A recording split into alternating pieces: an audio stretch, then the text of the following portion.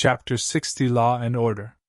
On Earth number 371, the police force operated like anywhere else, in any other dimension. Crime scenes were attended, forensic evidence was gathered, and investigations were made. In approximately 1/3 of the investigations they were cleared, i.e., the perpetrator was caught. Some took longer than others depending on the conclusiveness of the evidence. Occasionally the investigation dragged on, but it wasn't often that criminals were masterminds. The two were almost always mutually exclusive. For Detective John Sargent, his surname was a constant point of humor for his workmates. Work had been normal, until recently when a spate of impossible crimes had been carried out. Banks had been robbed with no evidence left behind, not even a security camera still frame. After this sudden rise in mysterious robberies and bank jobs over the past weeks, it had been decided that a task force should be set up, and it would be Detective Sargent that would lead it. He had started by reviewing all evidence and crime scenes, trying to get his head in the same place as the criminal.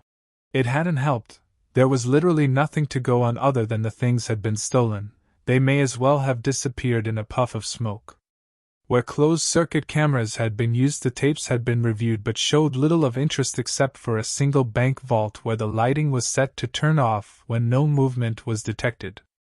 Detective Sargent had gone over these grainy black and white images 10 times or more, and even though the lights had been triggered, there was apparently nothing setting them off.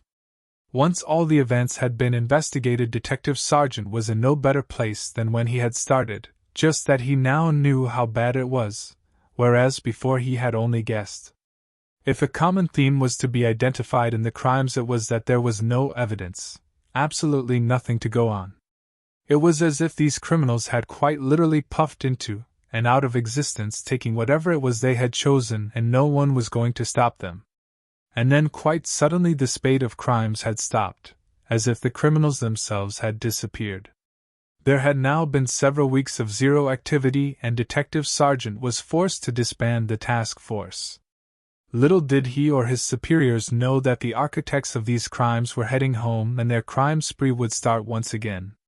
Back on Earth number 1, the plan was simple, and Sebastian was busy laying it out. So we need to get to Earth number 371, set up a trap and wait for them?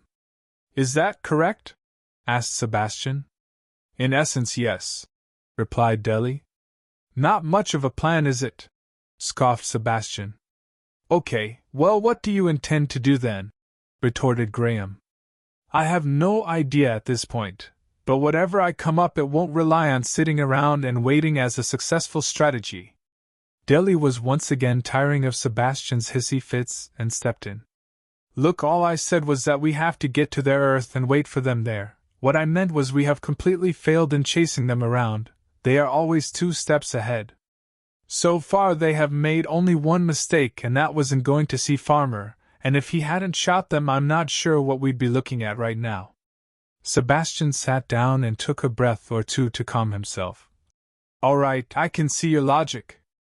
I certainly agree with your summary of our performance to date. We have not demonstrated a great amount of unity. This last bit was aimed squarely at Barnaby and the truths he had been hiding. Okay, so it's agreed. We go to Earth number 371.